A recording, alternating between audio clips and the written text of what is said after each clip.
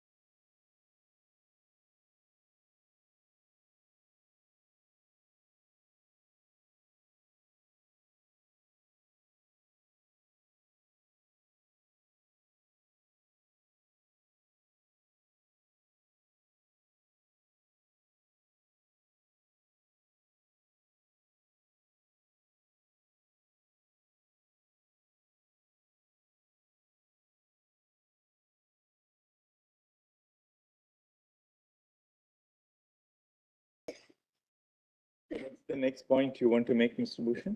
If your lordship just see that IFB Agro, so they disclosed under page volume 4, page 784. I told your lordship that Vedanta has been given various contracts, several. You already told us that in spite of it being in losses, still it is paying such a huge Not- amount. Yeah, not just losses. I'm just saying that there are a number of mining contracts, etc., that Vedanta has been getting. It's also one of the largest donors of electoral bonds to political parties. So that much we know. Now, just see this IFB Agro case, page 784 of volume 4, document 77. These are just examples which will show that there is substantial indication that these bonds are being given by way of kickbacks to influence either government decisions or influence government policy. Now, just see 784 of volume 4.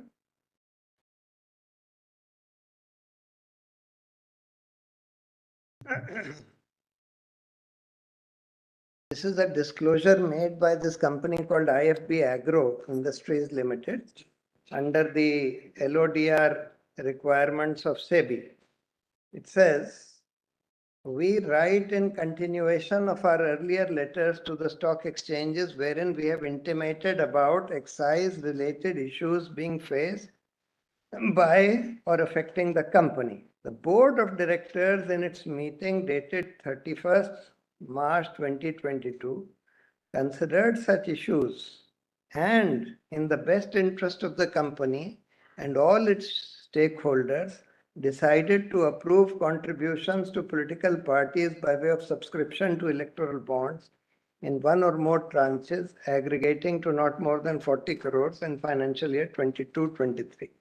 So this is a somewhat direct indication that they have given, that this one company has given, that it has subscribed and given electoral bonds for because it was facing excise related issues. So to ward off excise related issues, they have paid these electoral. Perhaps, Mr. Bhushan, we'll keep individual cases out of reckoning because, the reason is those companies are not before us. No, I understand. Also, any observation which we make in regard to those companies may implicate them in criminal wrongdoing. I'm not saying that So your lordship.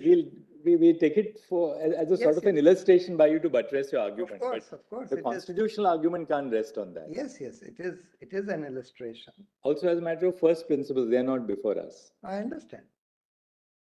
Now, my lord, para 59 of my written submission, but there is a quote from PUCL, that is that judgment by which this court struck down that Section 33B, which was brought in the Representation of People Act to obviate the disclosure.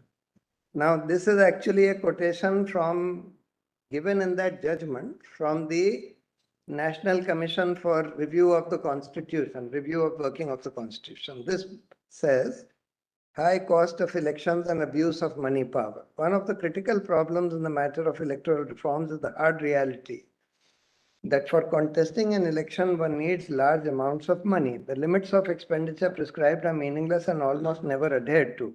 As a result, it becomes difficult for the good and honest to enter legislatures. It also creates a high degree of compulsion for corruption in the political arena. This has progressively polluted the entire system.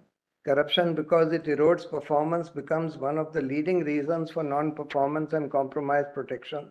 Unaccounted funds from business groups who expect a high return on this investment, kickbacks or commissions or on contracts, etc.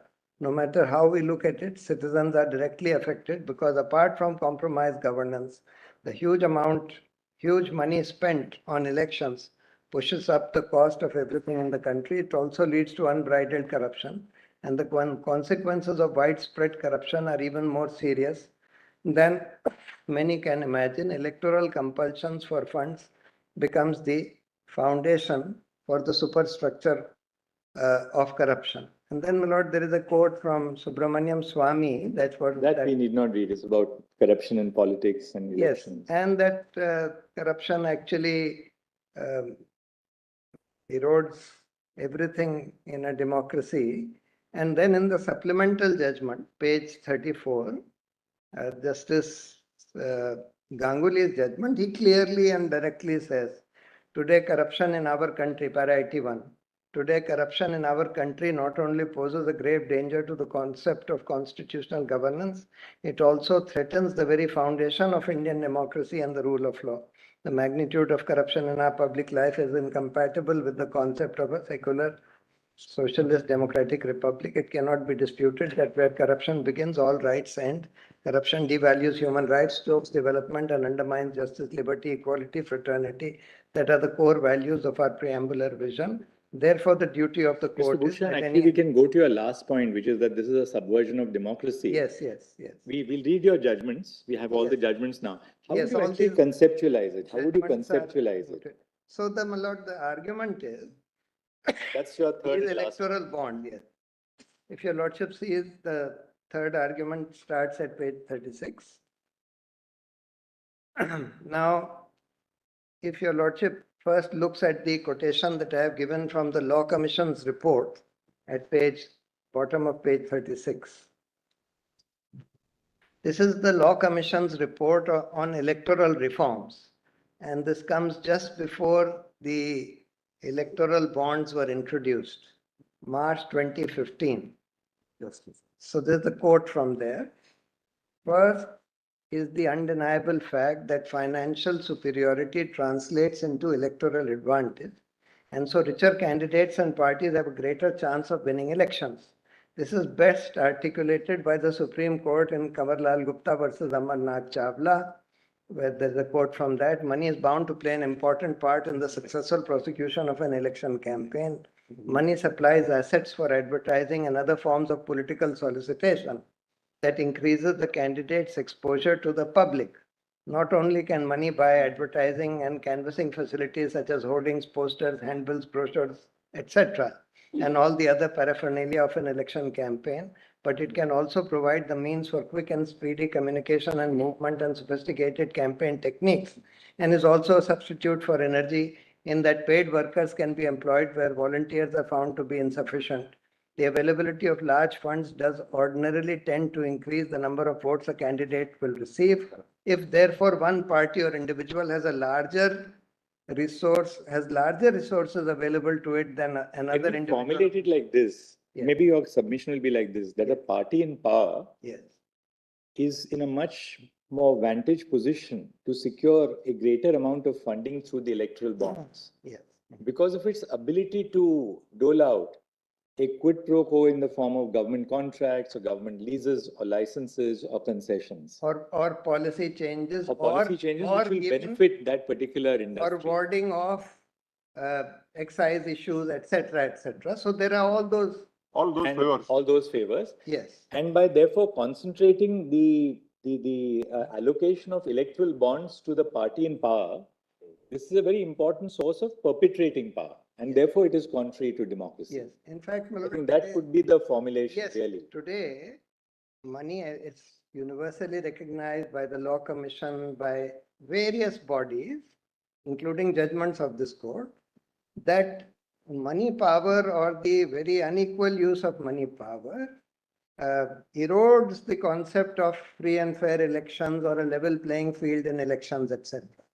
And what this electoral bond is doing is that it is further making that playing field uneven by, as I showed, my lord, almost all the electoral bonds, 99.9% have gone, either more than 50% have gone only to the ruling party at the center, and the remaining, almost all the remaining have gone to ruling parties in the states. Only one party, I am told, that is CPM, which is before your lordship, has consciously refused to take electoral bonds. So even though they are the ruling party in one state, they have not received any electoral bonds. But otherwise, almost all the electoral bonds have gone only to ruling parties. And therefore, and electoral bonds cannot even be taken by smaller parties which receive less than 1% votes. And they cannot be taken by individuals, individual candidates. Therefore, what this instrument is doing is by privileging the ruling parties, because it's an easy way of getting your policies changed, your decisions changed, various other favors from the ruling parties. Obviously, favors can only be given by the ruling party, the party which is in control of the government. Therefore, it is further skewing the level playing field in elections. It was already skewed.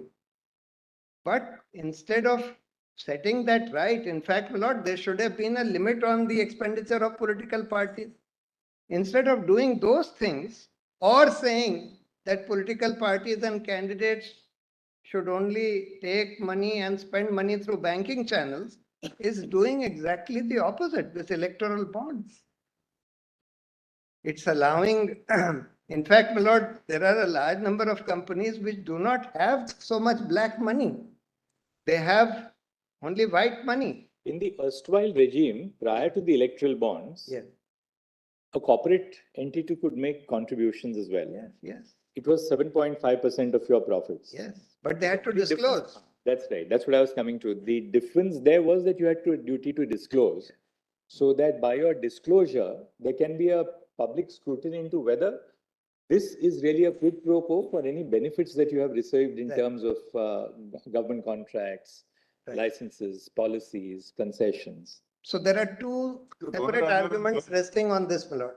One is that this is promoting corruption. This instrument of anonymized donations is promoting corruption. That's one separate argument, and corruption has been held to be part of, or a corruption-free society is part of Article 21 rights of the citizens. So this is one argument. The other argument is that it is actually eroding democracy itself, because it is skewing the level playing field between ruling parties and opposition parties on the one hand, and between parties and candidates on the other hand. And another point, perhaps, which you may also want to explore is that this is not an anonymized donation in relation to the donee. It's an anonymized donation in relation to the rest of society. Yes. The donee may or may not, but could know who the source of the Normally donation they would know. Normally they would know, because That's what I said. Yeah. So, according to you, therefore, when you say anonymized donation, it's not really anonymized in relation to the donee who Correct. receives the fund. absolutely, absolutely right. It's anonymized for the rest of society. It's anonymized in terms of the disclosure of the name to the wider public. So it's anonymized at two ends. It's anonymized at the end of the company or the person who buys the bonds by the scheme itself, meaning that nobody else other than the person and the state bank can come to know who's buying the bonds. And law enforcement agencies, if they are investigating some act of corruption in relation to these bonds, etc. The second is that the political parties which receive. That because of the exception carved out in the rules, the investigating agencies can verify that. But obviously, the general public is not aware of that. Yes, yes. General public will not come to know. So therefore, my lord, it's at the one hand, on one hand, it is promoting corruption and thereby violating Article 21 rights.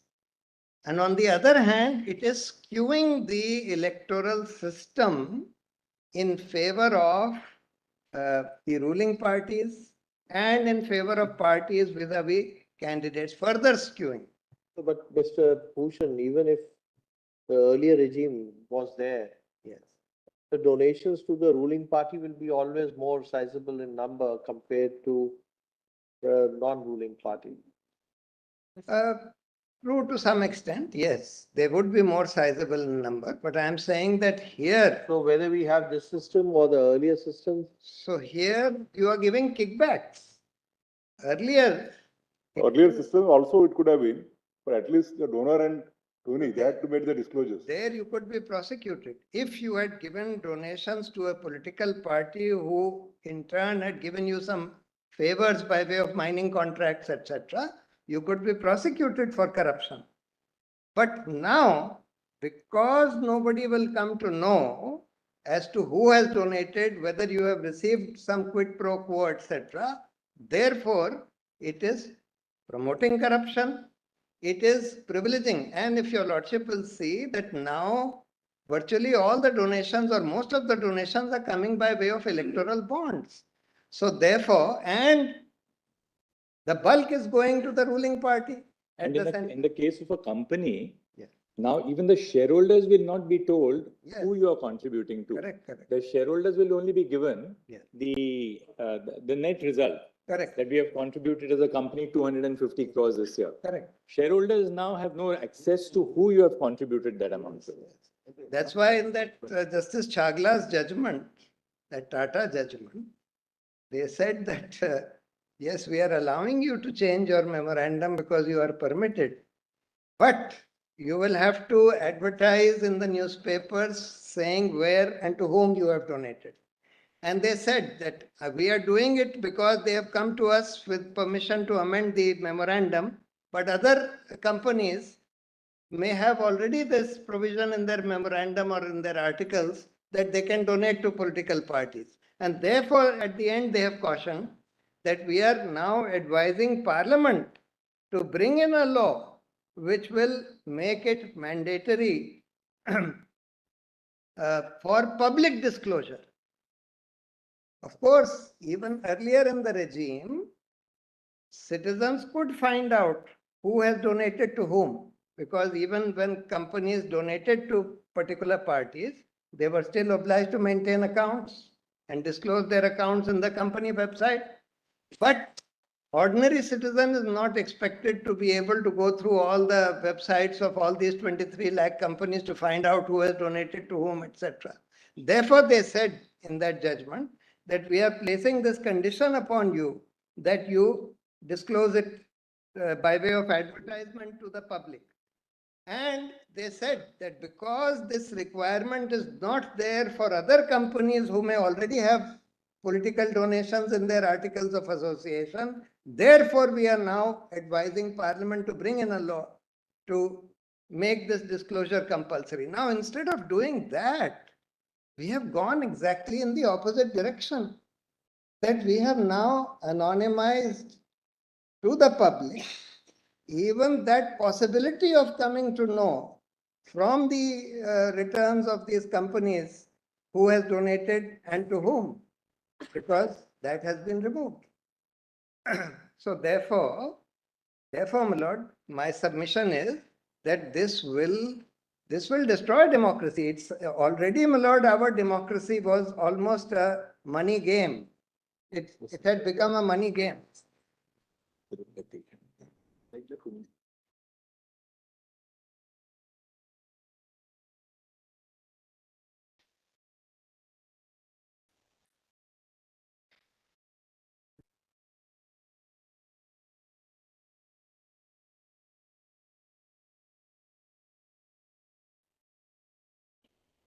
Mhm.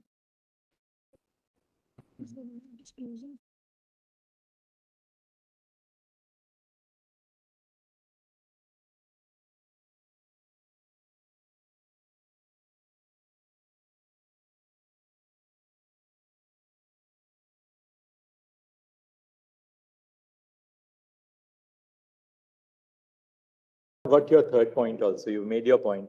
We then conclude now. Just, Can just wrap up now and. I was, your lordship may just see this. I mean, I don't even have to If there's read. something crucial that we have missed out, you can show that, just Uh, flag it for us and then we'll look at it definitely. So I have, my lord, at page 37, 36, I have given the quotations from the Law Commission's report on Fair enough. That electoral. we'll have a look at. Now, these are quite important because they were suggesting exactly the opposite. They also suggested that this 7.5% is also too much. Large corporates can donate huge amounts of money. And my lord, Brazil Supreme Court, which we have also mentioned, Brazil Supreme Court has banned, page.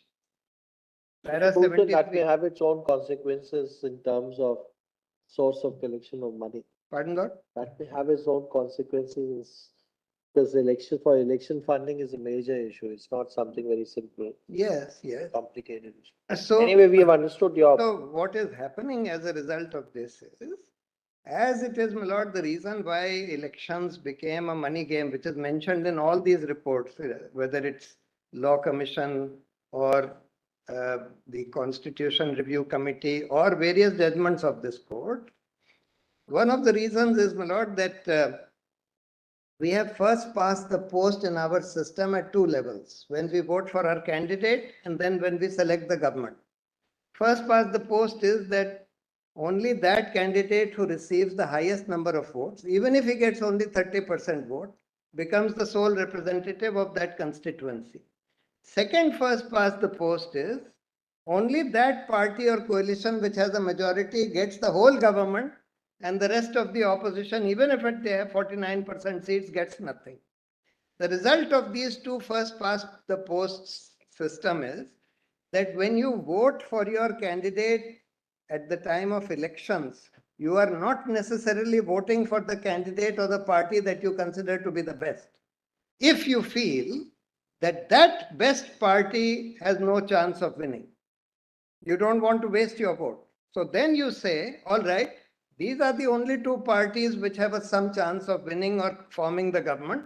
I will choose the least bad, in my perception, among these two parties. How is that relevant, Mr. Woods? Pardon, Lord? How is this argument relevant? Because, Are we going to change the constitution? no, I'm not saying that. I'm saying that reason why elections have become a game of money is partly because of this first past the post system, because the perception as to which party has some chance of winning is formed on the basis of the visibility of the parties, and this is stated by the Election Commission very clearly, by the Law Commission very clearly in their report.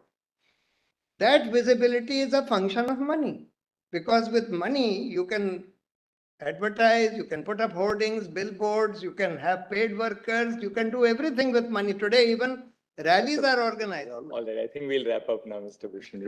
Yes. What I was saying Yes. was that instead of curbing, instead You of already said, Going- instead of curbing it, promotes corruption.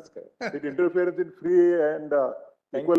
Mr. Bhushan, we'll hear you now in rejoinder if there is, once we hear the other side. Okay, all- There'll be a lot of, all that I wish to say. is they'll cover I- some ground which I will. thank this court for Thank you, giving me Mr. this Bhushan. Thank opportunity, you. and I thank all my colleagues who have put together such an excellent Thank you, Mr. Bhushan. note. And Yes, Mr. Sibbal.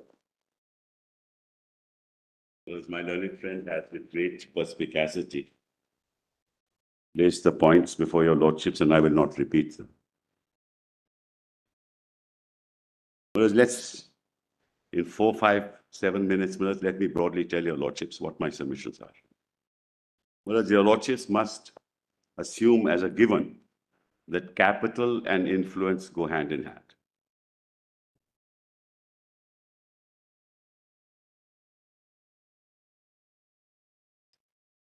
In fact, under the very concept of a market economy, capital symbolizes power.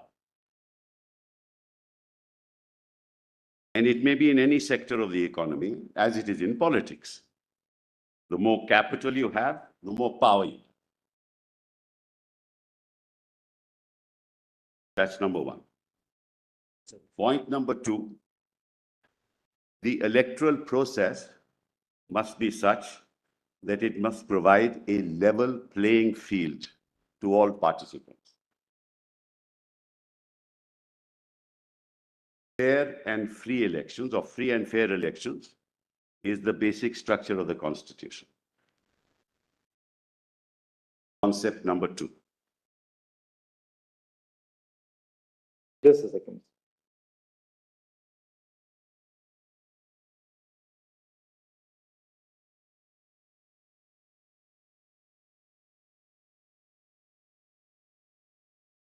Yes. Concept number three, the moment you allow the corporate sector to donate whether with transparency or without transparency. I'll come to that a little later. It is inconsistent with the concept of a corporate sector which is in the business of doing business.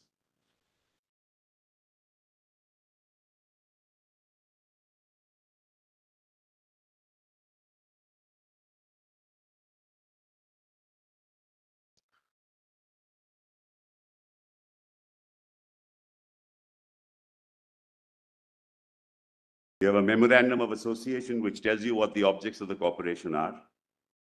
The shareholders put in their money to ensure that the corporation functions within the framework of the memorandum of association.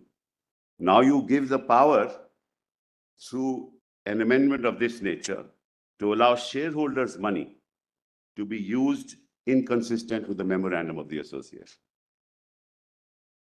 A very serious issue.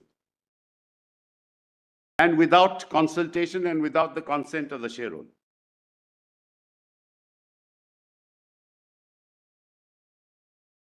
Under which law, and I ask myself this question, can this ever be allowed?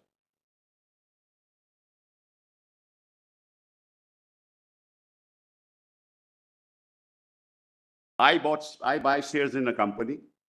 It may be listed, it may not be listed. Well, just one caveat, Mr. Sibal, which is that we are not here on the challenge to the legality of a law providing for corporate donations per se. That wider issue is not before No, I us. agree. What I'm, For the reason Yeah. that's what Justice Chagla flagged, even in Chief Justice Chagla flagged even in 1958. He said there should be no corporate donation, but we are not really dealing with that. So I'm let's not on that. go really into that area at all, because 293 anyway allowed. Whereas I'm not on that. So- I'm on a wide, On what you said in the latter part of your formulation, without the consultation and the Yeah, that's approval the of the point. shareholders. That's the point. Yes. That's the point. That's why I said, Otherwise, the broader philosophical perspective that, look, allowing corporate donations is really permitting some form of quid pro quo. no, Malad, I'm not on And that because my learned friend We needn't has go argued into that. that broad area here, because in that sense, the moment we accepted 293, our society legitimized No. corporate quid pro quo. Malad, Ah. Malad, But there is an element of quid pro quo the moment you have corporate donations. exactly, Malad. There's no But doubt about it. therefore, I mean, That's why, a large public limited company who makes a donation doesn't give it for charity. exactly. Or for, for That's why I said perpetrating the capital cause and of influence election. are Siamese twins, Malad. So we shouldn't really in that I'm sense not going take there, the Malad. lead. I'm not, that's why I said that what you're doing in this process is that you are allowing through the electoral bond process to not inform the shareholder as to how his money is going to be spent. Right? And that's a very serious issue because he is invested in the company, not for the purposes of donating to X and Y. That's the third concept. The fourth is even more important. This is nothing to do with the electoral bonds, if you ask me. It is donation to a political party to use the funds as they like.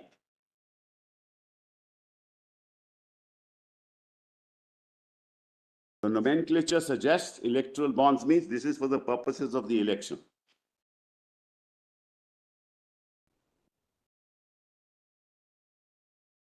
There is nothing in the scheme.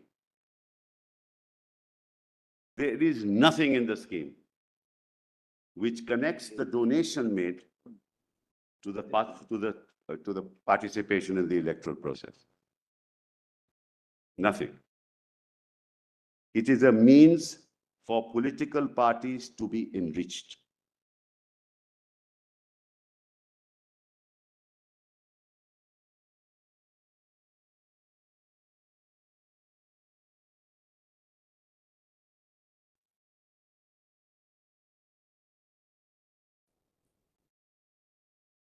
Why do I say that? I make a donation of 10 crores to a political party through an electoral bond. The political party opens a current account and 10 crores goes into that account. Now that political party can actually give that money to the mainstream media channel and say, you propagate my ideology. Or give a present to somebody. Or do what you want to do with it. There are no spending requirements. None, zero. That's the most serious issue. Because you can spend this money any way you like. You can build your offices. You can build your offices all over the country with that money. You can set up a whole internet network throughout the country with that money. You can use advertising campaign for whatever you like with that money. Show your face 20 times a day. And see the nexus. The corporate sector gives money to the political party. The political party and the corporate sector owns a media house. Just look at the nexus. The corporate donor owns the media house. The corporate donor gives it to the political party. The political party uses the media house. No questions asked. Constitutional argument. Going Ballard on some No. personal instances. Ballard. I'm not talking of any instance. I'm talking about the scheme. Please do not interfere. I'm talking about the scheme. I'm not talking about any instance. That's the law. But this is, of course, hopefully it is. Yeah, of course. I thought we were sitting before 5 judges. I realized by now it is. It is. Yeah, thank you. Got to know about it from you.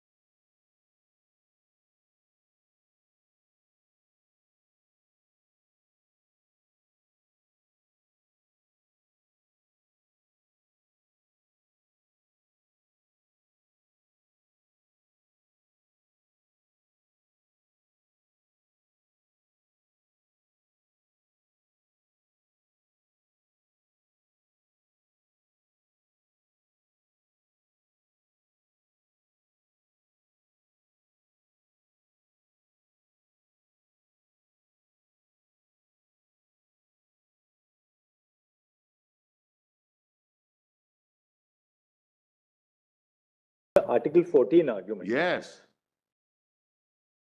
Yes, Mullah. The scheme is wholly arbitrary. It has to be struck down on its terms. It has nothing to do only with elections and how you spend your money in the electoral process.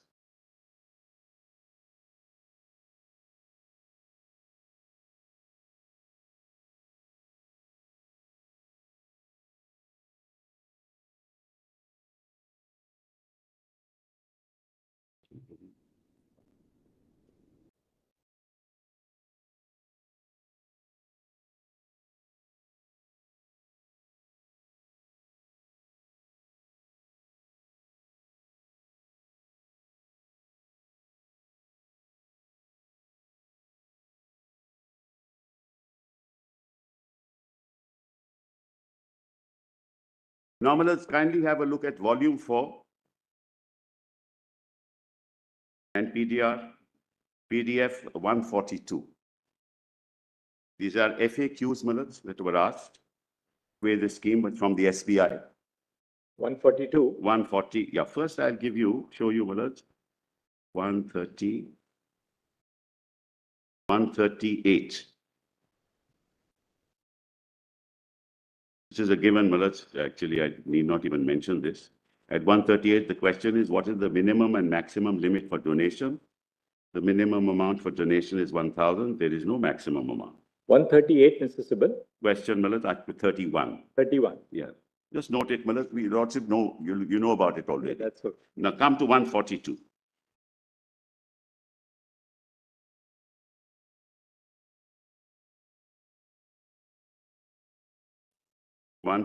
Question 6. Can a political party use this current account for other operations also? Answer is yes.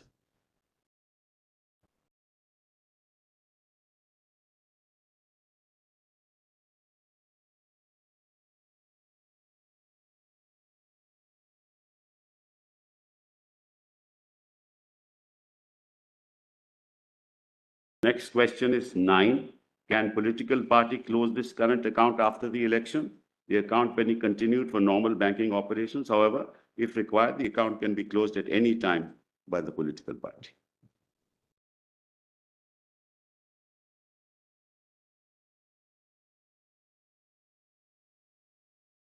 What are you hinting at, Mr.?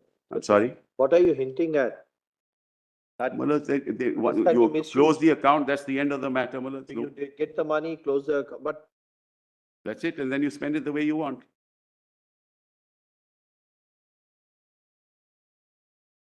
Well, this is not a scheme for, well, I can understand. Well, quite frankly, I can understand the corporate sector being told that we impose a cess like education cess. You impose a cess on the corporate functioning of companies. With that cess, you have capital, and capital you distribute in accordance with the representation in the Lok Sabha. So everybody has the same amount, and the same money can be used for that. What you are doing now is entirely different. You are saying you give me as much money as you want to give me. That Aziz argued, Mullah, that So your submission is this is not money for electoral participation, but money for enriching the political party. party, Yes. individual party. It's just enriching the party. There are no spending requirements. No, There's no what- auditing no- requirement as to no- how the no money is accountability. utilized, nothing. No accountability. Absolutely no accountability. What's the next point? The last point, but the Yes. fifth point, is that in fact, it protects the nature of the scheme protects those who have committed a crime.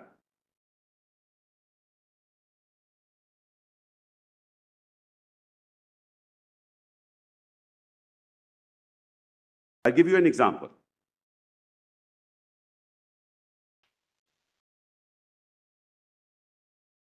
Under the Prevention of Corruption Act, Section 7 of the Prevention of Corruption Act, you give money to a public servant, members of parliament are public servants.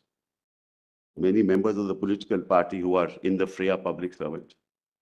Now, as your lordship knows, under Section 7, you can also prosecute a person in anticipation of a favor,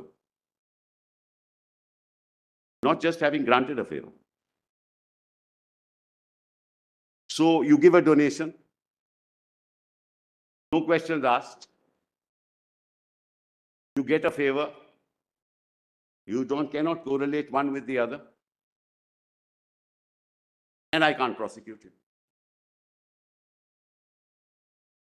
This is a scheme to protect criminals from being prosecuted.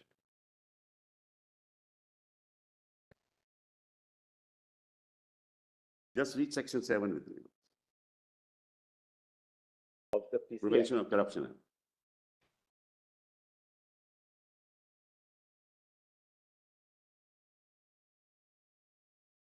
This is also true under the PMLA. Because a predicate offense has been committed, it results in proceeds of crime. You'll never get to know.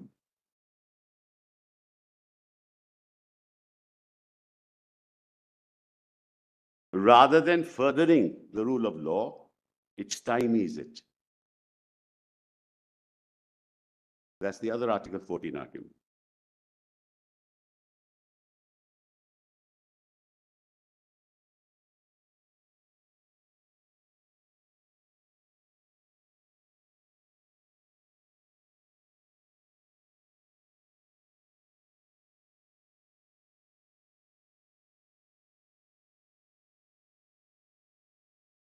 You'll never know who bribed whom, how much was the bribe for, what quid pro was there.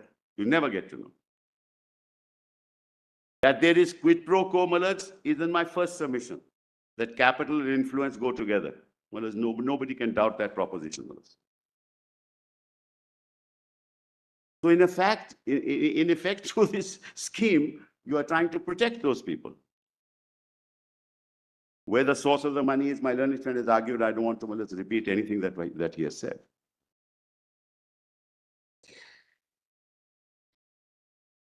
And let's see what is the scheme. If it's less than 2,000 rupees, it's cash. If it's more than 20,000 rupees, the name of the donor has to be given. And if it is electoral bonds, nothing. That's the 3 layers of the scheme. So while the donor's name will be given if it's more than 20,000 rupees, right? And so ordinary, ultimately, let's put it this way.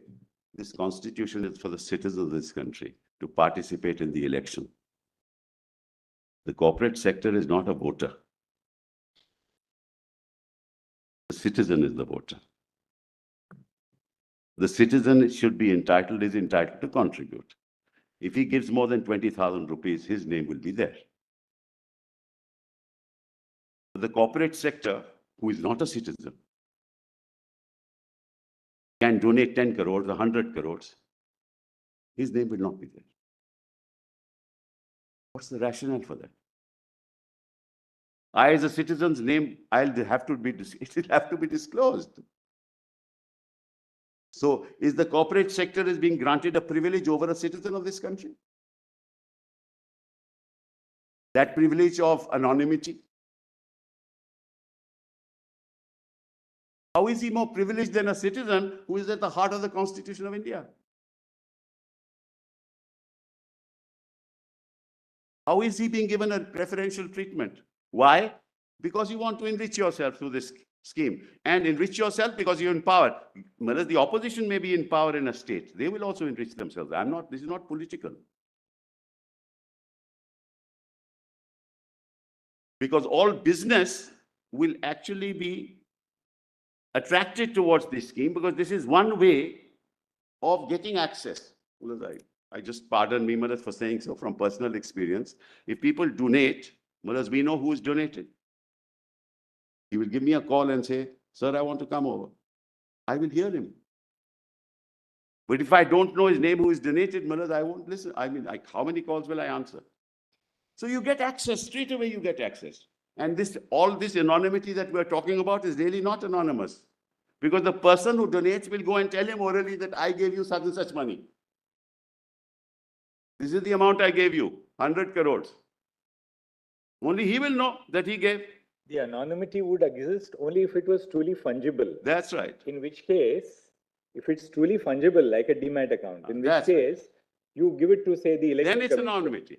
and then then it becomes anonymous. That's right. Now it is not. In fact, it is not anonymous if you ask me. That's my submission. Because I have given 100 crores, I know that I bought a bond. My learned friend, Mr. Mr. Shant Bhushan said, no, he'd give it to a third person. Doesn't matter. But who is interested in that bond? The person who I bought the bond. So I will go and tell whoever I want to tell that I gave you. So he doesn't have to go to the State Bank of India. Let's talk practical politics. He doesn't have to go to the State Bank of India to find out. Nor does the State Bank of India have to disclose it. The person who gave it will disclose it. Because he knows why he gave it. So what is anonymous about this? This is protecting the rich. There is another thing.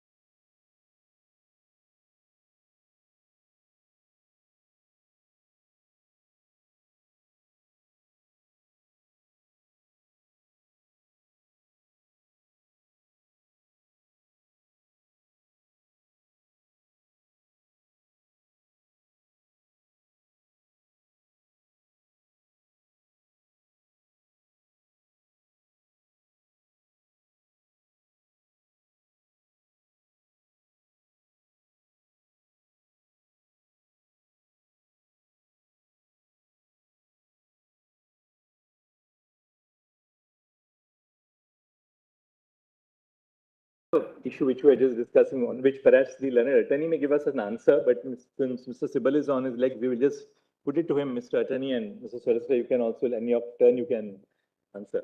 Suppose A purchases the bond. Yes, A purchases bonds worth X amount, 100 crores. yes, A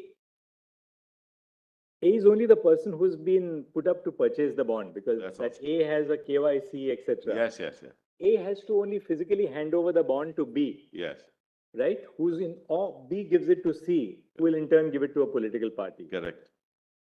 Now, B, there is no control over the transaction between A and B. Yes, So B can trade on that bond for cash or for Yeah. whatever other consideration. yes, yes, B acquires that bond. yes, B hands it over to a political party. yes, Or B gives it to C and C hands it over to the political party. yes, The person who has satisfied the requirement of the transaction being through the normal banking channels is A, the purchaser, the ostensible purchaser of the bond. correct. But this does not obviate the fact that the people who are really Behind it. behind it, Yes, that they have used authorized banking channels. yes. All that they have to do is that the Get somebody's it KYC. says trading is prohibited, Yeah. but there's no way you can prohibit trading in the Absolutely. bond. Absolutely. Mullah.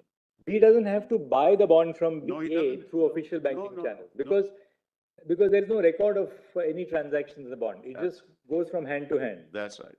Because of the curtain, then you cannot be any questions with regard to quid pro quo. That's right. And then, Mullah, ultimately, the person who is actually invested in it is the person who will tell the political party. Who's the holder ultimately? No. In this case, probably they'll know who's the Could be purchaser. B or C. They'll know the purchaser, but the actual purchaser is A. Exactly. Whereas in the KYC, etc., A is the one who's. That's right. Absolutely right. So, Mullah, this is, it perpetuates. It- Also, B may be an aggregator of the bonds. That also, By having 10 different people subscribe to 100 different people subscribe to a bonds worth 1 crore each. that's right. Well, there the human, at least the Indian human mind is ingenious in these matters. We control the economy of the world in many ways. And the RBI raised these concerns repeatedly.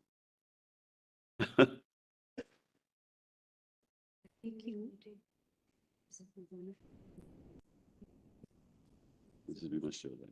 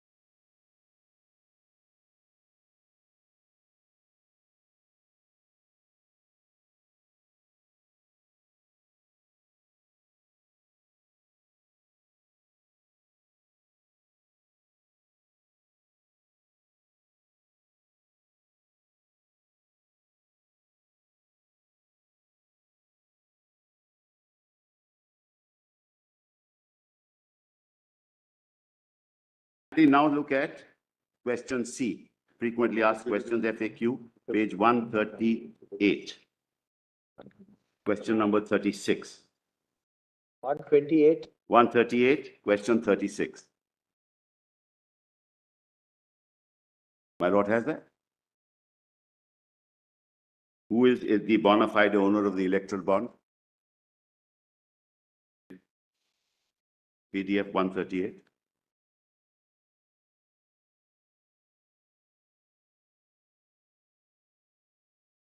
Who is the electoral owner of that? Who is the bona fide owner of that bond? Electoral bonds are bearer banking instruments. It's exactly what my Lord the Chief Justice said. And the holder of electoral bonds is the bona fide owner of the same. Nothing can be more anonymous than this. All that you need is the KYC, that's it. And then see 17 at page 31. Sorry, page 131, PDF 131, question 17.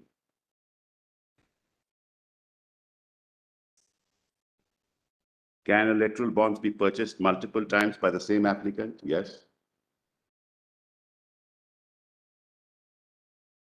Yes, every application will be treated as fresh request for electoral bonds purchased, and every time fresh KYC documents will be given. So you'll have bond brokers, you'll have in-betweens, you'll have all kinds of people participating in this. So it's not just a question of transparency, Malak. It's much wider than that.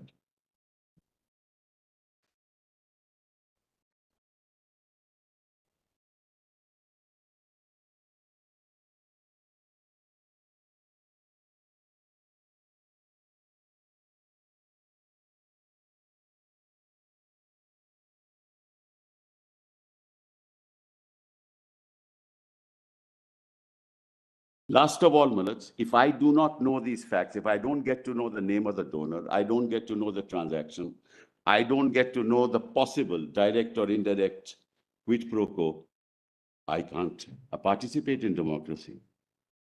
It is also a matter of participation in democracy. I will then be sued for defamation that you made this allegation without the facts. But how will you get to know? How will I get to know the facts if you hide the facts through an electoral scheme like this?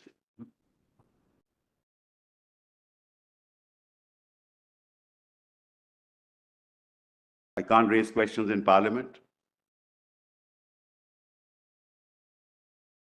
I can't raise questions outside Parliament. The scheme, Malak, has no definite objective.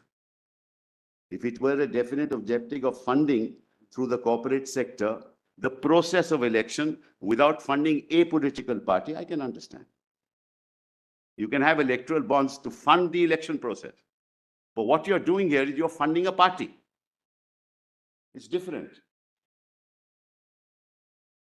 The object is different. So you call it electoral bonds, but these are not electoral bonds. And the limit of expenditure has nothing to do with it. Well, it's 123(6) of the Constitution, of the Representation of People's Act, talks of expenses. Corruption, an act of corruption beyond 95 lakhs now.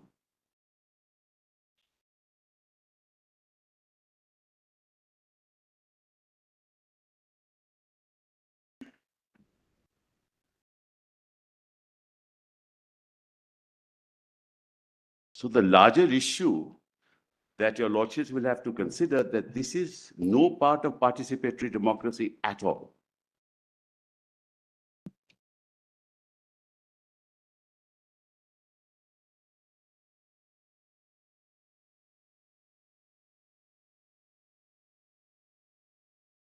Every scheme must have a legitimate object. What's the legitimate object here? Which is constitutional. The scheme must be such, it must be proportionate to the object sought to be achieved.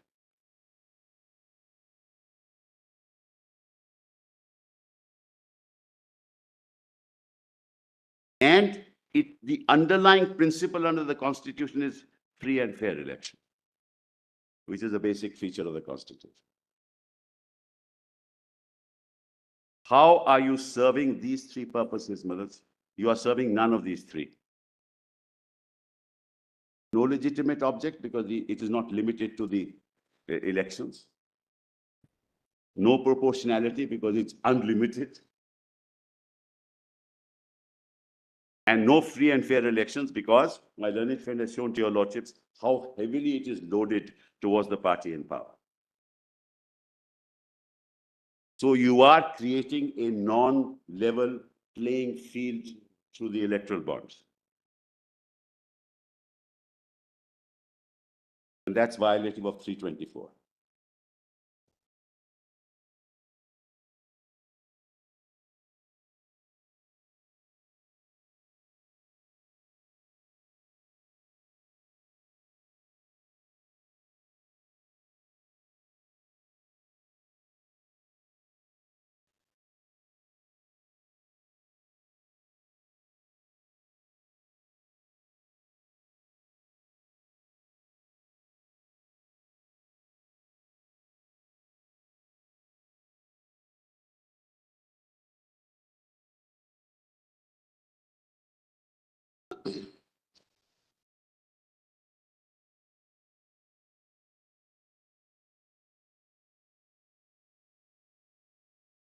Now, Malas, historically, as your lordship knows, Malas, in 1969, through legislation, we had Malas prohibited corporate donations altogether.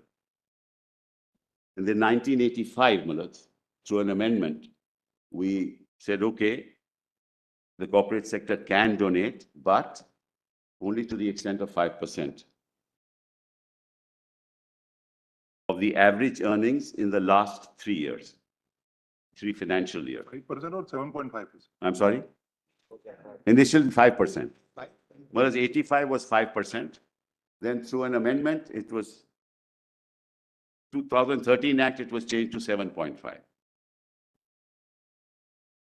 2000? 13. Companies Act. Well, actually, I've put it all in the written submissions, but because my learned colleagues are waiting for me to end, so I'm not wanting to take their time, Malas. Your lordships have said that do it, be as short as possible. But whatever I have said to your lordships, Malas, are the propositions that emerge from the scheme itself.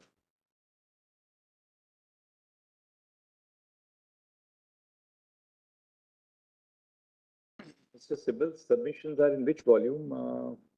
Volume 1. Again, volume 1, right? Yes, Yes, volume 1. All the submissions. All the are in submissions volume are. 1. Yes, we got And it's page 48. 48. PDF 48. And if you just, I'll take few minutes, Malad, then I'll be done, because my learned friends, I want to give them time to. The first, Malad's few pages are just the scheme itself, the electoral bond scheme itself, goes up to PDF page 63. My lords have that. It's just the elements of the electoral bond scheme which have already been explained to your lordships. So I will not trouble your lordships with that. That's been explained. But you come to 63, then Malad, I deal with the issue of free and fair elections under the Constitution. And I say it's the basic feature of the Constitution.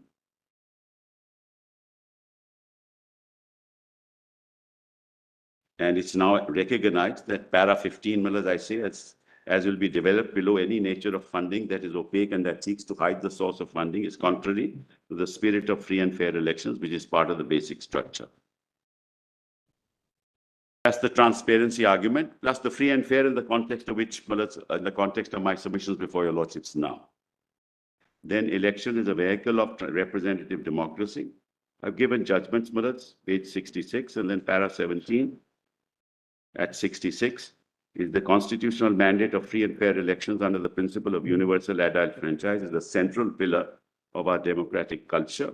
Under our political system, elected representatives do not have any political legitimacy independent of the will of the people and must discharge their duties in public trust. But it must never be forgotten that this constitution is citizen-centric. It is for the citizens to decide to donate.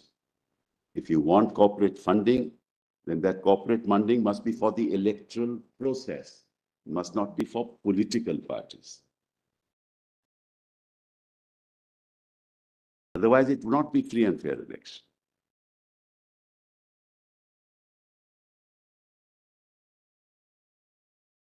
then, therefore, Maharaj, you must interpret superintendent's direction and control of the conduct of elections in that context. That's set out at page 67, end of paragraph 19. Then I differentiate between freedom and fairness, which is para 20. I won't, Maharaj, trouble your lordships with the language.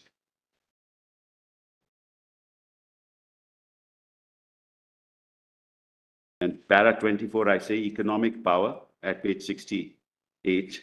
Economic power presents a grave risk to any level playing field between individual citizens and groups, and can give some voices a disproportionate say in deciding the agenda of the political parties, and hence the laws and policies that will govern the entire country. In pluralistic democracies like India, practices must emerge that preserve the equal voice of all citizens and that ensure that the special needs of all groups are heard. But if the voice of the corporate sector drowns the voices of citizens, that's a very dangerous trend in democracy.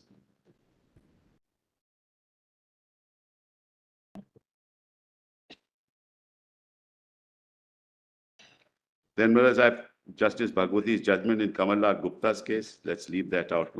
I think that's one extreme position, which I don't want to argue. And then, then this is important. Kindly see, para 36 at page 72. Reiterating my learned friend's submission that it's the voters' right to know. That's fine. And this whole concept of black money, I mean, I don't understand. The cash that is given below 2,000 can be black money. The 20,000 rupees has to be disclosed. That also can be black money. Because you can say cash in hand, 20,000 rupees. And the electoral bond can also be black money. And over and above that, there is black money. Because there is cash that doesn't go into electoral bonds. So what is this black money issue about? The kind of extravaganzas that we see, Malas, is what? Is it white money? So this has nothing to do with black money. This is the case of the government. That black money was used earlier, no doubt. Black money is used today, no doubt. There is more cash in the market than it was in 2014 or 2019. That's government's own statistics. So black money is a bogey. And all three elements can be part of black money. That can't be an argument. So dealt with. And then, so the three issues, Malas, I have raised at page PDF 75, whether corporate donations should be allowed at all, but that's not a question that your lordships has to answer. If yes, what kinds of companies should be allowed to make such donations? If corporate donations are allowed, what cap of net profits should be set? And who is the appropriate body within the corporation to authorize such donations? That's if you agree to all what the other side says. If you agree to what the government says, then these questions will arise. But that's subject to my submissions that I've made to your laws.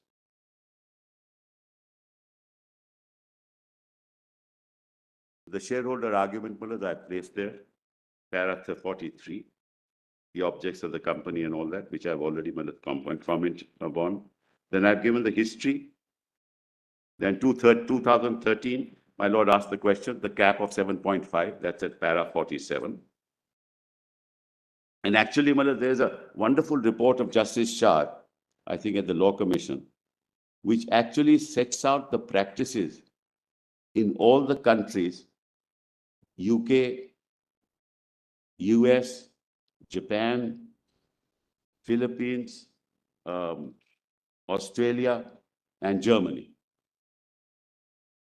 And in all those countries, there is no question of any opacity. Most countries do not allow corporate donations at all. But where they do allow, there is no opacity. And this is all at PDF page. Your lordships may only note it, 296 in volume 4.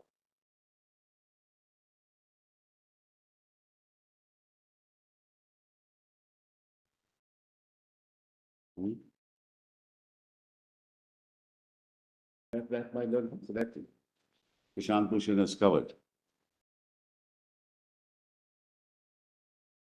That's really it, Malas. I want to take as little time as possible. Thank you, Mr. Sibal. Thank you. Deeply. Yes, Mr. Pasha. Yes, Mr. Farah sir. I appear, my lords, for writ petition 59, because we are the only political party before your lordships. And my lords, despite being a ruling party, my lords, we have taken a principled stance not to accept, May I be excused for that? Yes, Mr. Sibal. not to, my lords, accept any electoral bonds, and we have not taken a single rupee of electoral bonds in the last 5.5 years. At, if I may say so, my lords, at much cost to us. My lords, there are 3 submissions, my lords, I'll try to make very quickly. My lords, first, That report of the ADR, it says that your party has got some electoral bonds also. no, Malaz, that's because they gave us this thing. We have just given the detail because they asked when your lordship's order, when the order was passed that every party has to disclose details. So we would have just responded saying that we have not taken any electoral bonds. There's no question of taking any. This is a principal stance. We have not taken any. Plus the first submission I intend to make plus 3 submissions. Plus the first submission is that the architecture and effect of the electoral bond scheme is not to reduce black money, but to reroute non-anonymous banking channel funding to anonymous electoral bond. Please repeat. Plus the architecture and effect of the electoral bond scheme is not to reduce black money funding, but to reroute the non-anonymous banking channel. Well, that is a conventional banking channel available. Not to, To- architecture and effect is not to. Not to reduce black money funding of political parties, but to reroute the non-anonymous banking channel funding, But to reroute, the non-anonymous banking channel funding to anonymous electoral bonds. To reroute. Non-anonymous banking channel funding to anonymous electoral bonds. Well, that's the first submission. The second is that the legally ordained informational black hole, which this creates, the electoral bonds scheme creates. It's a legally directed information black hole. Goes against the concept of informed electorate. Under 19(1)(a), read with my lords, Article 326 of the Constitution, both. So it goes against the principle which is constitutionally mandated of an informed electorate under Article 19(1)(a), read with Article 326. And my lords, the third submission for your lordship's consideration is that it violates the right to conscience under Article 25 of individual shareholders, because they don't know where their money is, what their money is being used for. I'll try to make that. Mr. Sibal also argued. Mr. Sibal argued, but he didn't pitch it on right to conscience under 25. I'm specifically saying it violates right to conscience under Article 25. actually the 19(1)(g), right, you can say. But also, I'll try to make it good, because I know it's not the usual argument to be made, but I'll try and make it good. Because on the first, before I begin with those submissions, because just one aspect is this matter is essentially about 2 things, democracy and disclosure. Those are the 2 fundamentals, in my respectful submission, which guide the underlying issues which arise in this matter. This matter is not about contribution limit, except on that 7.5% issue, or expenditure limit, or expenditure timeline, which is when can the parties spend before election, after election. Those are all aspects which are litigated not just in our jurisdiction but across the world. Well, this is about something which pervades all those aspects, which is disclosure. Every aspect it pervades, which is disclosure, and disclosure not just to authorities. There are two kinds of disclosures. One is I should only disclose to the Election Commission. That may not be sufficient. This is about disclosure to the authorities and to the public at large. And that is where the rights under 19(1)(a), 326 come into play. Because insofar as why this is relevant from a perspective of democracy, plus the principle of one man, one vote, it's not just about that I cast my vote. What is the substantive value of that vote? Because it basically entitles me to claim equal representation to my representative, equal influence over the democratic process, and to show that my views have equal worth in the system.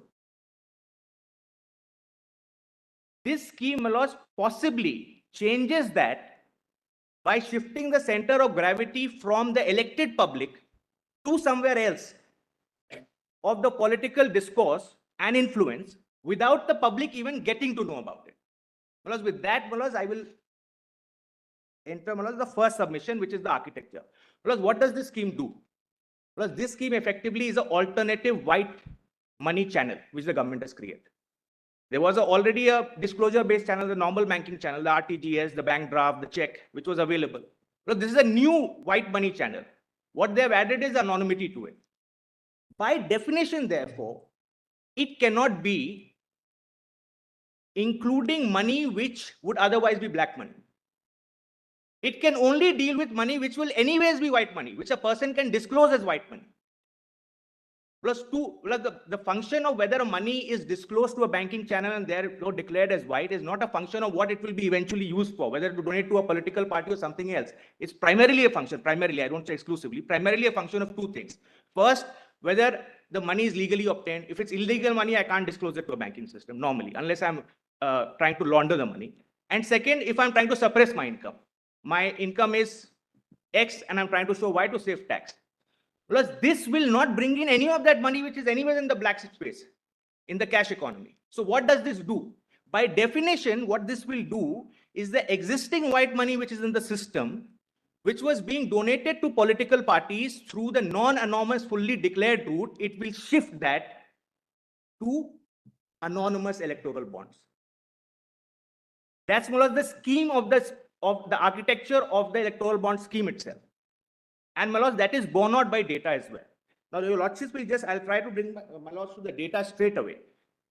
First, Malos, in terms of what is the cash usage in the economy. Because of course, cash usage, there can't be a perfect number that this is the cash usage in electoral system. We always have to go by surrogates, some surrogate. So Malos, in that context, we'll look at, I'll compare the 2014 Election Commission recoveries of cash during election, the 2014 general election, and 2019. The amounts of cash recovered in 2014 have gone up by 3 times in 2019, which by itself is indicative. If the commission is catching more money, that means there's more money in circulation. A large chunk of it will be belonging to political parties. So your lordships will first have volume 4, my lords will have page 1825. This is, my lords, the 2019. I'm only relying on Election Commission data for my submissions, no outside data, my lords. Page 1825. This is all the recoveries they made in the 2019 election. You will have, your lordships will have page 1826 at the bottom, grand total. Second column is liquor.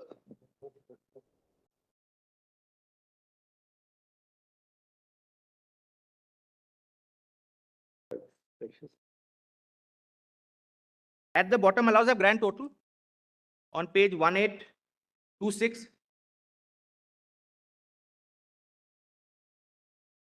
It says cash 844.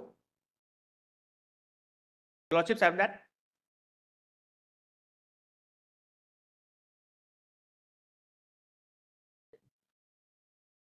Largest in Andhra and Tamil Nadu.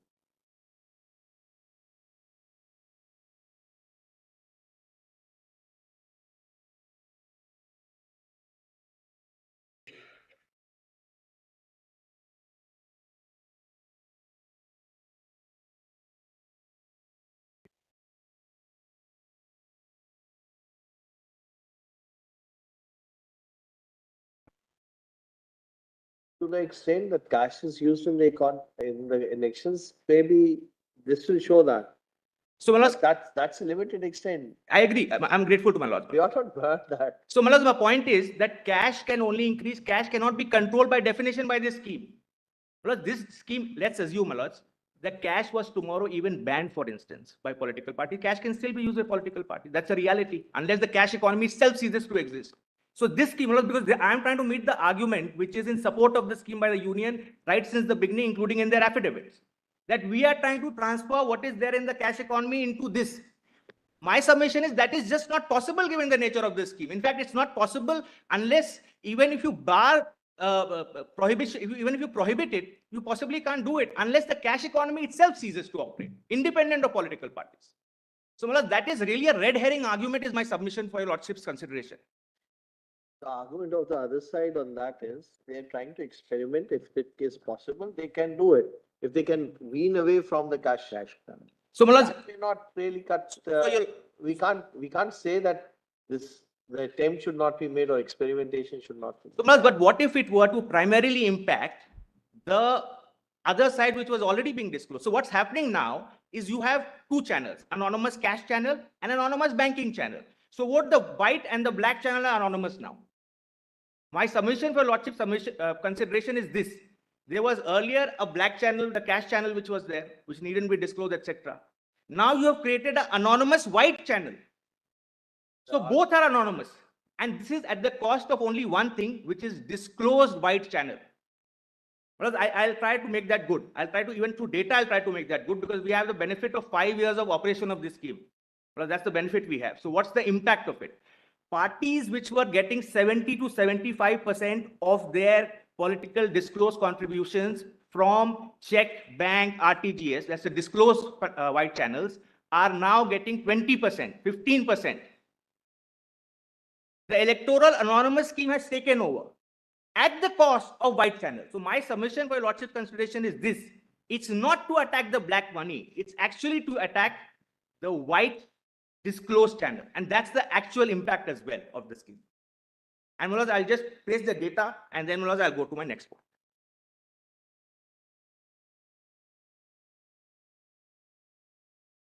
Mulaz, what we have done, we did an exercise. What we have done, Mulaz, at 29C, every party gives a contribution report above 20,000. Above 20,000, they're required to. Mulaz, we collated the last 10 years from 2013 onwards, all the reports. And Mulaz, your lordships will have page 5542, just for a moment, just at volume 4. 542. 5542, 5,542. Volume 4.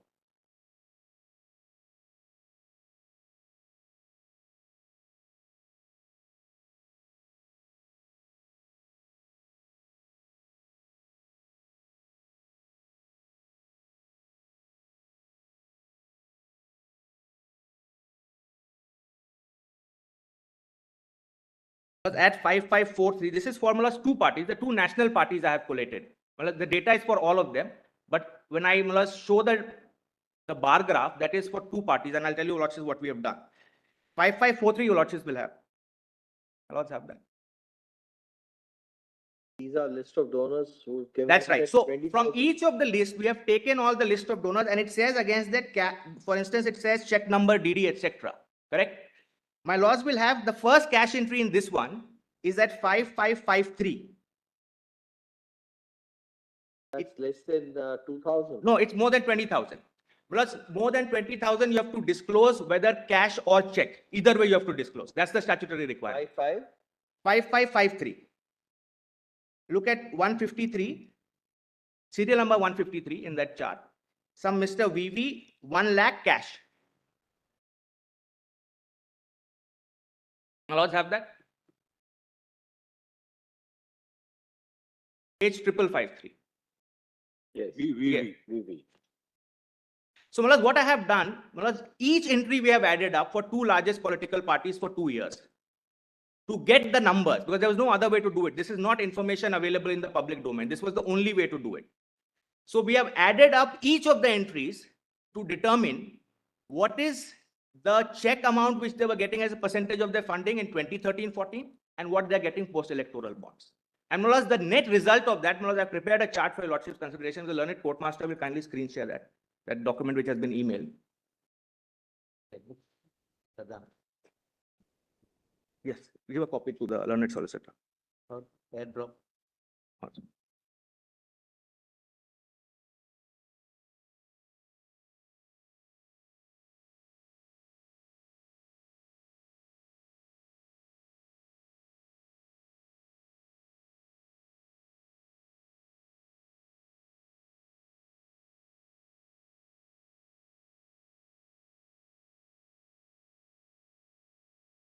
Plus, your Lordships will have it on your screens now.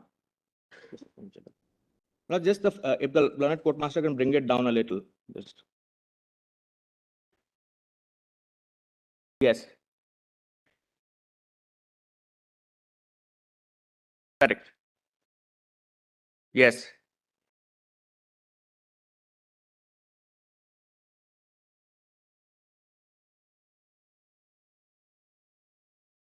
So, Manoj, my respectful submission is now the entire political funding substantially is anonymous. Because black channel continues.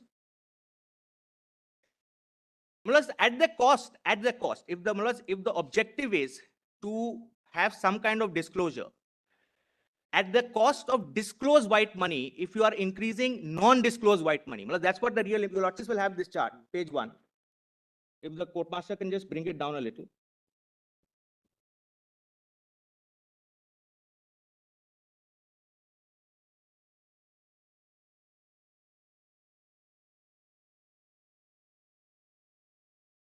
There's a little flaw because of the bearer bonds as such are bearer bonds that's creating a problem.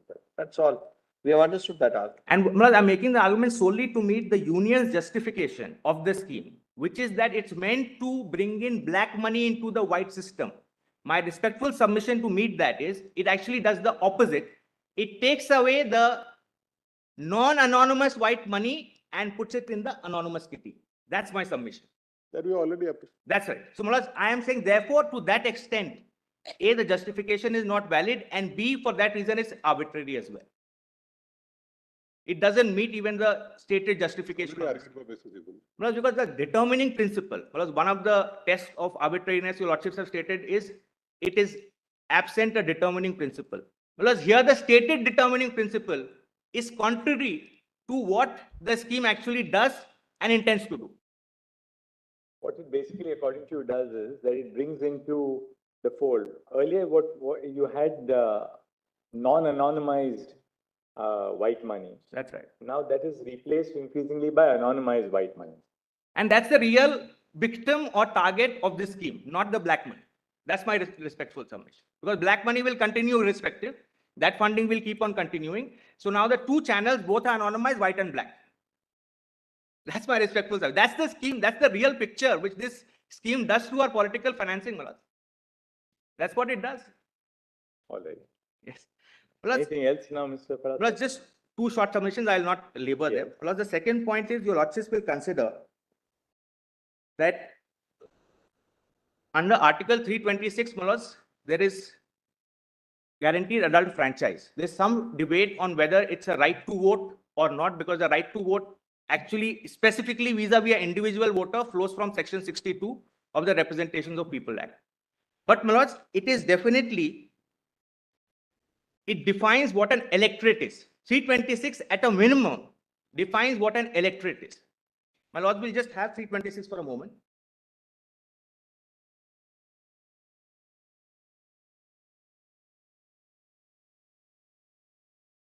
Elections to the House of the People and to the Legislative Assembly of every state shall be on the basis of adult suffrage, that is to say, every person who is a citizen of India and who is not less than 18 years of age on such date as may be fixed in that behalf by or under any law made by appropriate legislature and is not otherwise disqualified under this constitution or any law made by appropriate legislature on the ground of non-residence, unsoundness of mind, crime or corrupt or illegal practice, shall be entitled to be registered as a voter. Because this is a creation of an electoral list. You are entitled to be registered as a voter. So this gives you what is the electorate. It may not give you a final right to vote because that will still be regulated by the statute in terms permitted by 326 itself. So, my lords, I don't want to get into that debate. My lords, recently, there are differing views of this court itself. My lords, recently, in the Election Commission appointment court, a 5-judge bench of this court has taken the view that although it is a statutory right, they're not giving a definitive finding, because the earlier 5-judge bench had said that it is only a statutory right. So, my lords, I don't want to get into that debate. Even assuming this is not a right, it is at least defines the electorate. And this, when read with 19(1)(a), it envisages, in my respectful submission, an informed electorate. So when your lordships will nest the right to information, my submission before your lordships is nest it not just in 19(1)(a), but also nest it in the informed electorate under 326.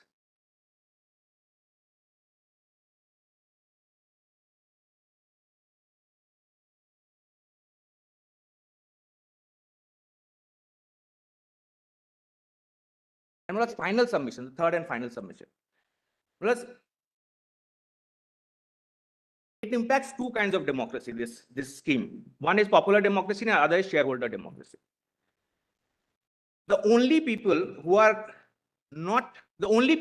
part of we, the people in the company, is the shareholders. They also vote. That is the natural shareholders. They are the only ones who are excluded from knowledge of where the money is going.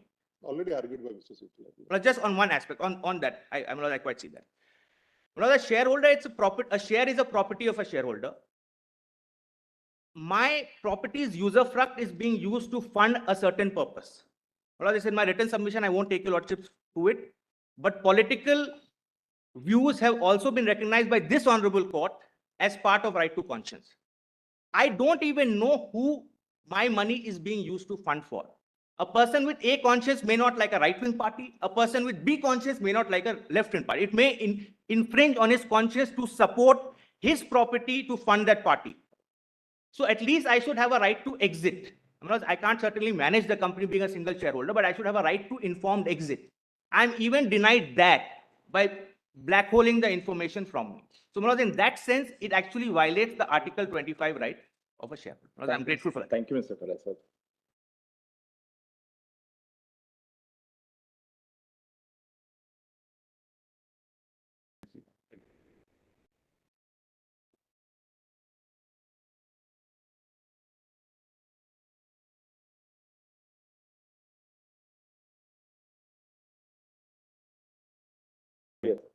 Make it. Yes, Mr. Bhatt. My Lord, I appear in item 501.3, which is Spandan Biswal versus Union of India. Lordship, the petitioner is a practicing advocate of my Lord's court and a specialist in financial regulation. And so it's in the perspective of placing this law into the context of financial regulation that I stand before my Lords. My Lord, just before I begin with that, I just want to round off the argument that was being made by my learned friend, Mr. Farasad, for which, my Lord, I refer to clause 11 of the electoral bond scheme, which is the payment options. And I'll read it out, my Lord, need not bother. It says, all payments for the issuance of bonds shall be accepted in Indian rupees through demand draft or check or through electronic clearing system or direct debit in the buyer's account. Lordship, so cash is noticeably absent from the forms of consideration which are permitted for purchasing an electoral bond. And therefore, the question of any black money coming into the system has been cut out at the inception itself, at the stage of purchase itself, is excluded. Lordship, and I contrast this with the bearer bond scheme, which was under consideration of my Lords in R.K. Garg's case, where Lordship, the specific and stated objective of the government was to bring black money into the white system, and therefore purchase of those bearer bonds through cash was permitted, and that scheme was eventually upheld on the basis that all other, it's just providing another instrument, because all other laws, etc., will continue to apply, and wherever there is a financial irregularity found in terms of income tax, etc., the person will be liable. But just the cash which existed in the economy, which existed outside the white economy, comes into the white economy, which is the one thing which is excluded in this case. Lordship, so the one ground on which a similar scheme of bearer bonds, not in the context of elections, was upheld by my Lords in R.K. Garg, is the one ground which is not available here.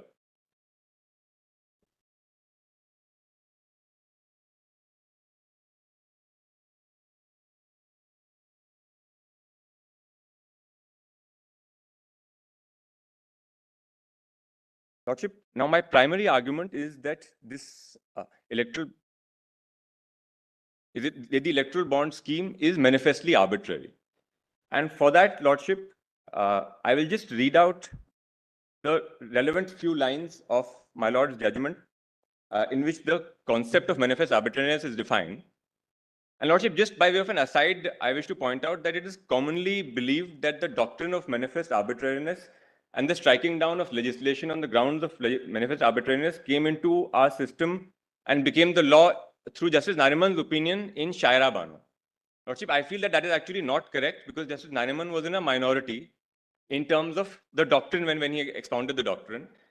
Justice Keha's opinion said that personal law is not statutory, and therefore the question of striking down a statute did not arise under Article 14. Justice Kurian Joseph, while he is with Justice Nariman on the operative directive, disagrees with him on the fact that it is statutory. And so, in that sense, his one line saying that I agree with my brother's opinion on the doctrine of manifest arbitrariness is completely obiter for Justice Kurian because he is saying that this is not statutory and therefore not subject to Part 3. So in that sense, that opinion is an opinion of 2 judges, but it was in Puttaswamy 5 judges, where Justice Sikri, speaking for the majority, applied and adopted that doctrine of Justice Nariman that I feel that it for the first time became law. But now that it is, Lordship, I'm just reading from para 95 of the opinion of Justice Nariman as adopted by Justice Sikri. So how do you formulate that it is, just give us how it, according to you, it is manifestly arbitrary? Lordship, that You have the doctrine of manifest arbitrariness you have referred to in your written submission. Lordship, please. That we look at. If you can formulate how it is manifestly arbitrary. Lordship, please. So I'm just, what are the elements of manifest arbitrariness is important for that. And a constitutional infirmity is found in Article 14 itself. Whenever legislation is manifestly arbitrary, that is, when it is not fair, not reasonable, discriminatory, not transparent. So in our case, how is it manifestly arbitrary? Lordship, not transparent, so ipso facto. Not transparent, capricious, biased, with favoritism or nepotism, and not in pursuit of promotion of healthy competition and equitable treatment. Positively speaking, it should conform to norms which are rational, informed with reason, and guided by public interest. So according to absence of transparency. Absence of transparency and Lordship, public interest. And for that, Lordship, I am just juxtaposing the legislative policy behind these amendments and the electoral bond scheme with the legislative policy that exists in the context of other financial regulation. Lordship, in the electoral bond scheme, in rule number 3 or clause number 3, which is eligibility to purchase and encashment of electoral bonds, I'm reading it out. The bond under the scheme may be purchased by a person who is a citizen of India or incorporated or established in India. So, Lordship, the only test for a company is that it should be incorporated or established in India. In all other financial regulations, Lordship, I will point out that there is a concept of beneficial ownership where if beyond a certain percentage, there is foreign ownership in that entity, it is treated like a foreign source. But here, to purchase an electoral bond, as long as the company is incorporated in India, it is an eligible purchaser. And Lordship, what this results in is the absurdity that while we do not permit investment by an entity which has 51% foreign shareholding, we don't permit that entity to invest in a company which, say, deals in the media, because we don't want foreign control of our media. But we have no problem in allowing such a company to purchase bonds and transfer to political party, and therefore, in that sense, invest in an entity that runs the country.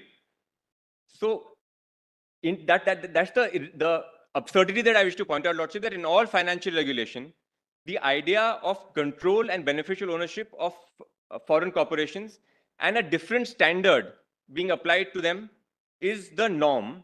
And it was the norm here as well, because under FCRA, before the amendment, an entity which had more than 51% foreign shareholding was treated like a foreign source. But this amendment now does away with that and treats all entities, as long as they are regulated in India, at par. And I wish to point out, Lordship, some of the differences that exist between this scheme and the scheme of any other method of funding coming into India. Lordship, foreign investment in India is governed by the Foreign Investment Management Non-Debt Instruments Regulations 2019.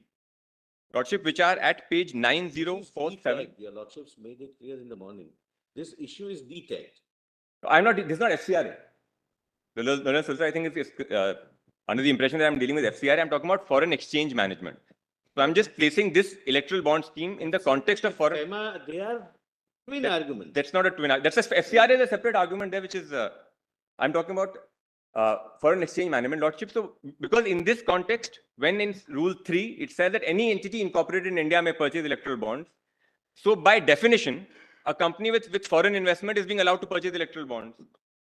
And so, lordship, I just wish to point out that Already we argued that any entity in India which is merely registered in India, even if it doesn't carry any activities here, doesn't earn any profit, still a company is situated in abroad can use this company as a shell company and permit it to be transferred. I'm going to pitch it a step higher, lordship. I will point out that the government and the legislative policy does not permit a company from incorporated in certain jurisdictions to even enter into procurement contracts with the government. But for purposes of funding political parties and thereby having a say in the electoral politics of this country, there is no problem by virtue of this amendment. So just the comparison, lordship, points out the legislative absurdity of having a clause here which places all Indian corporate entities on a similar footing. Lordship, I was looking at I was pointing my lords out to the regulation at page 9047 of my of volume 4. Lordship, when I am reading Rule 23.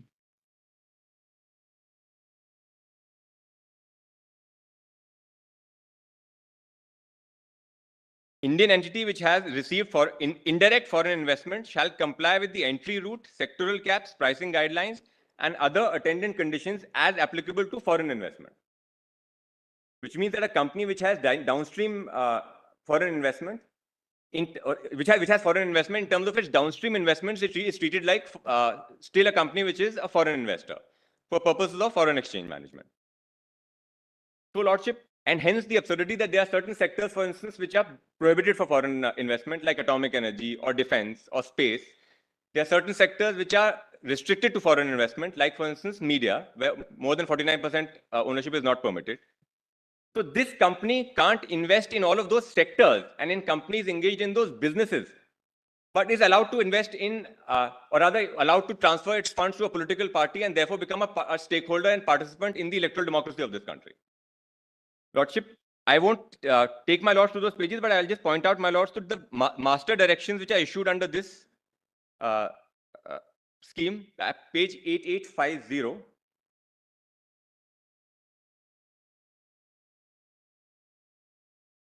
Lordships will note at page 8877, first at page 8875, downstream investment. And the way it's worded is very relevant. The underlying principle of downstream investment guidelines is that what cannot be done directly cannot be done indirectly.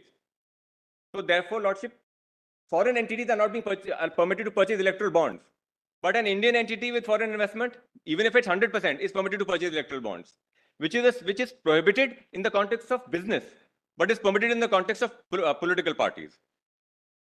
Accordingly, downstream investments, which are treated as indirect foreign investments, are subject to the entry route, sectoral caps, or investment limits, as the case may be, and pricing guidelines and attendant conditionalities for such investment as laid down in the non-debt instrument rules, which I read out.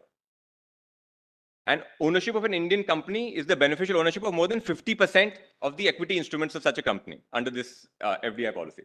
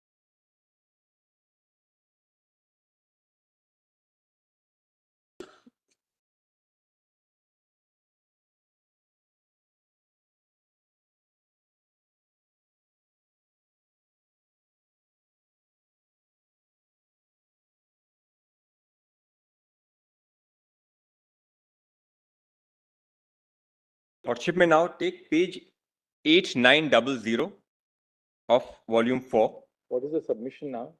Lordship, this is press note 3 of 2020, by which it has been stipulated that any country which shares a land border with India, investment from such a country is treated on a different footing from investment from any other country. And whereas investments, say, in the manufacturing sector may be a 100% automatic, but if it is from a country that shares a land border with India, that is solely under the approval route, which means that it will not be automatic. It will require an application to be made for approval to the government of India. Therefore, Lordship, what submission that I'm trying to make is that an investment from China into a manufacturing entity is not treated as par as investment from anywhere else. But if the same country then permits purchases electoral bonds, then that is permissible. Again, so this land border sharing distinction that exists for business doesn't exist for. Yeah, because that is taking into consideration the interest of security of the state. Lordship, exactly. So therefore, if security of the state is impacted if a company merely invests in the manufacturing sector in India, is it not impacted if Chinese investment is coming into a political party? Lordship, so much is being made today. It is coming. It has stopped now because of this.